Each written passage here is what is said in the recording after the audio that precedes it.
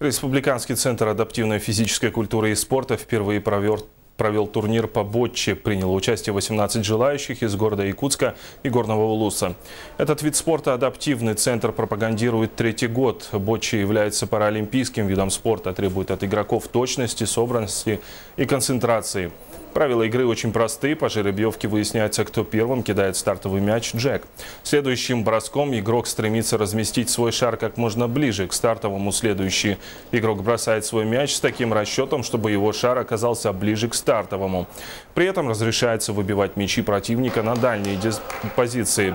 Для участия допускаются спортсмены, вынужденные передвигаться в коляске, что обусловлено наличием тяжелой формы ДЦП или других неврологических заболеваний.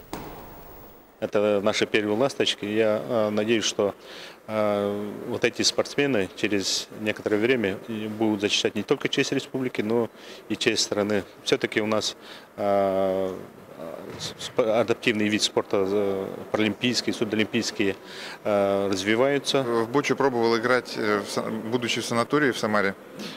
Тогда на меня эта игра произвела впечатление. Конечно, хотелось бы играть еще и еще. Будем надеяться, что на базе Центра адаптивной физкультуры появится секция.